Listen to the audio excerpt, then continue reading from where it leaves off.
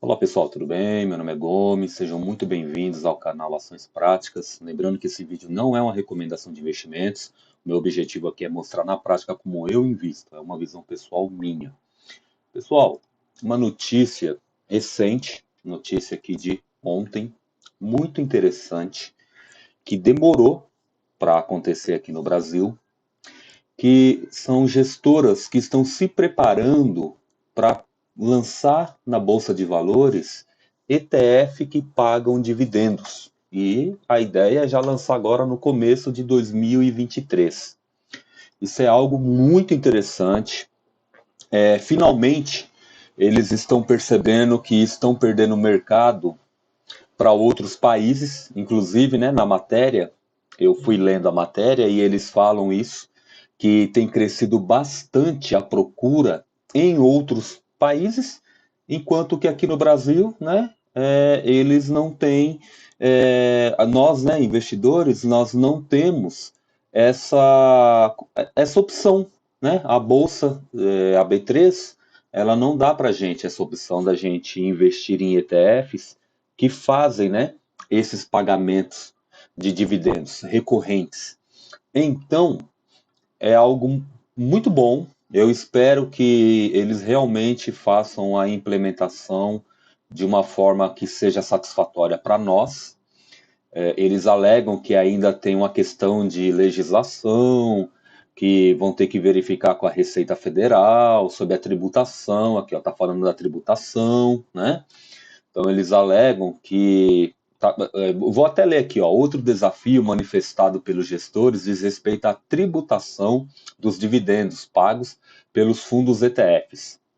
A pessoa aqui que eu não sei o nome, muito difícil, da B3, explica que atualmente, quando o fundo recebe dividendos de uma empresa e distribui os valores aos investidores, os valores deixam de ser considerados proventos e passam a ser enxergados como rendimento.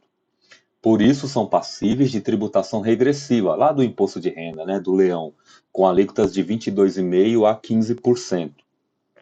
Isso acabaria gerando um conflito na indústria, dado que os dividendos de ETF seriam tributados. É uma questão que precisamos endereçar com a Receita Federal, porque o fundo passivo investe em ações e repassa os dividendos para os cotistas, que indiretamente são os donos. Por isso não deveria ser tributado, explica Andrade, da B3. A discussão de tributação deverá ocorrer próxima aos primeiros lançamentos, segundo a B3. Então, assim, gente, todo lançamento, né, todo IPO, o que é IPO? É quando uma empresa ela abre o mercado dela na bolsa de valores. Nós, investidores que visam o longo prazo, que visa comprar ações baratas, a gente costuma ficar de fora. Por quê? Porque você concorda que quando você quer vender algo, você quer vender por um bom preço? Da mesma forma são as empresas. Se elas estão vendendo pedaços delas, elas vão vender caro. A intenção é essa. Então, geralmente o IPO começa lá em cima os valores.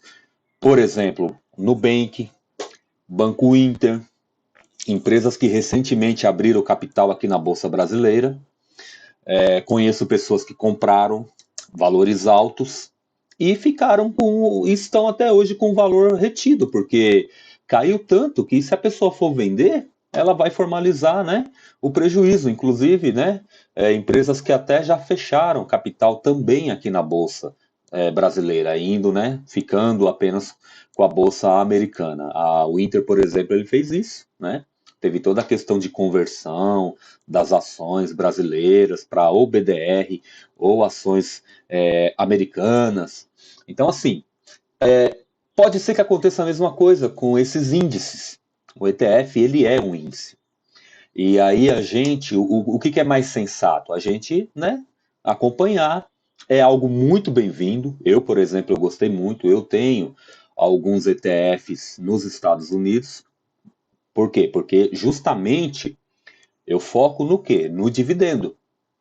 E aqui no Brasil, os ETFs não pagam dividendos, então a gente, né, tem que procurar outras opções. E eu não gosto daquilo de, não, deixa o valor da cotação aumentar porque o valor da cotação aumentando, por mais que não te pague dividendo, lá na frente você vende e você realiza lucro. Só que aí, primeiro que tem a questão da tributação na realização do lucro, e o dividendo nós ainda não temos isso. E quem garante que realmente o valor vai subir? Eu prefiro eu receber o dividendo e eu tomar a decisão com o dinheiro. Se eu quero aportar em uma outra ação, num fundo imobiliário, aí eu tô lá, né? Comprei, de repente acontece algo aí no Brasil ou no mundo e despenca, como nós estamos vendo desde 2020 para cá. Então, deixar a decisão na mão de um terceiro, eu prefiro que eu tome a decisão. Então, eu prefiro eu receber o dividendo e eu tomar a decisão. Então, é uma notícia muito bem-vinda. Eu torço para que dê certo, torço para que a tributação não exista sobre esses recebimentos e torço também para que traga para a gente uma rentabilidade decente, porque também não adianta, né? Eles criarem um investimento de renda variável que esteja pagando aí, competindo com renda fixa ou até perdendo para renda fixa. Aí também não vai valer a pena. Só recapitulando, gente, ETF são índices, tá? Nós temos aqui, ó, é uma sigla em inglês, tá? Exchange Traded Fund. Aí tá aqui, ó, que pode ser traduzido livremente para fundo negociado em bolsa. Basicamente, é um fundo de investimento que tem como referência algum índice da Bolsa de Valores, como o Ibovespa. Então, nós temos o BOVA, né? BOVA 11, que é um ETF que ele replica o índice da Bolsa. Então, a Bolsa está subindo, o BOVA 11 está subindo. A Bolsa despencou, o BOVA 11 despencou. O ETF, ele pode, por exemplo, né, ser um índice de determinadas ações. Então, você, iniciante, você tem medo, né, de investir diretamente nas empresas, você pode procurar ETF de ações e aí você investe no ETF, mas aí chega no cerne da questão do vídeo. Por exemplo, eu gosto de investir em empresas que pagam dividendos de uma forma recorrente. Não adianta no Brasil eu procurar um ETF de empresas pagadoras de dividendos, porque as empresas vão pagar os dividendos para o ETF e o ETF não vai repassar para a gente em forma de dividendos. Ah, mas ele vai valorizar, tá, mas para mim não serve, porque é aquilo que eu falei, de repente acontece algo, ele despenca e aí eu não vi nenhum dividendo dele. Então eu prefiro eu pegar o dividendo e eu fazer o que eu quiser com o dividendo. A ideia, né, de uma carteira previdenciária é ter renda mensal. Para ter renda mensal, a gente precisa ter na nossa carteira bens que pagam dividendos. Então, vindo um ETF que pague dividendos, vai ser excelente. Nós temos aqui no Brasil, por exemplo, ó, o ETF Small 11. Ele é um ETF de small caps, que são aquelas empresas, né, consideradas, né, small cap, considerada empresa de pequeno capital. Se eu não estou enganado, até aí, se eu não estou enganado, tá, gente, até 5 bilhões de capital é considerada uma small cap. Passou disso, já não é mais uma small cap. Nós temos o BOVV11, que é um concorrente do BOVA11, que é um índice, né, do Ibovespa. Nós temos esse Gold 11, que é um índice que segue a cotação do ouro. Então, comprar ouro é muito caro, é muito complicado, eu prefiro, então, vou investir nesse ETF. Você pode, mas você não vai ter rendimento mensal. E nós temos também um ETF que replica as 500 maiores empresas listadas na Bolsa Americana, que é o S&P 500, que é o IVVB11. Inclusive, esse aqui eu tenho, porque é uma forma também de estar exposto ao mercado norte-americano. Na verdade, eu tenho um pouquinho do IVVB11 e um pouquinho do Small Caps, porque na nossa carteira, por mais que a gente seja focado em uma carteira previdenciária, dividendos, mas é sempre bom ter um pouquinho da carteira focado também em ações de crescimento. E, obviamente, uma empresa já consolidada, muito grande, ela tem muito menos margem para crescer muito menos mercado para alcançar do que uma empresa em fase de crescimento, uma small cap. Se a gente vai, por exemplo, para os Estados Unidos, esse índice aqui, esse site ele é americano, mas eu mandei o Google Chrome traduzir, tá? É um índice que eu tenho, no meu canal tem um vídeo falando somente dele, o SDIV. Ele é um índice ETF, tá? Tá aqui, ó, super dividendo ETF, que faz distribuição mensal. E ele faz isso já tem 11 anos, de forma consecutiva. Ó, esse índice ele acessa 100 das maiores ações com maior pagamento de dividendos em todo o mundo, ou seja, tem uma exposição global. Investir em ações de todo o mundo pode ajudar a diversificar a exposição geográfica e a taxa de juros.